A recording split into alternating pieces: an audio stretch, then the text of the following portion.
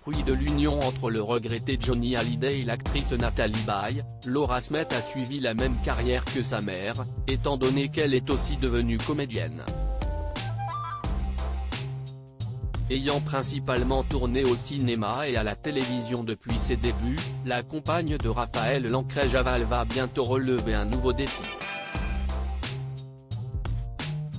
Plutôt discrète depuis qu'elle a mis au monde son fils prénommé Léo en 2020, Laura Smet sera prochainement en haut de l'affiche.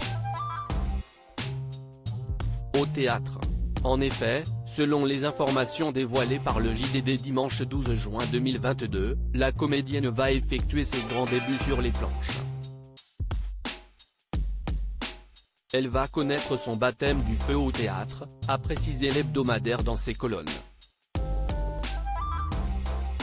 Concrètement, Laura Smet sera à l'affiche de la pièce intitulée Principe d'incertitude, écrite par l'auteur anglais Simon Stevens, dans laquelle elle donnera la réplique à Jean-Pierre Daroussin. La fille de Johnny Hallyday, Nathalie Baye, commencera à jouer cette pièce à partir du 22 septembre 2022 au Théâtre Montparnasse à Paris.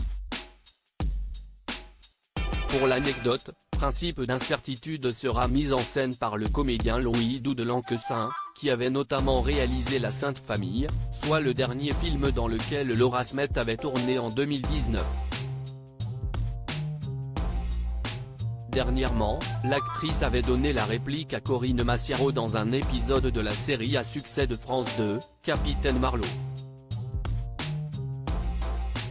Laura Smet, installée avec sa famille au sein du bassin d'Arcachon. Pour rappel, Laura Smet s'est installée du côté du Cap Ferret depuis la crise sanitaire, lui permettant ainsi de s'éloigner du tumulte médiatique parisien. La comédienne possède désormais une vie paisible avec sa famille au sein du bassin d'Arcachon. Cependant, l'actrice retourne régulièrement dans la capitale pour assister à certains événements. Elle était notamment présente au 15e anniversaire du prix de la Closerie des Lilas en avril 2022. À cette occasion, elle avait croisé la route de son ancien compagnon, Frédéric Beigbeder.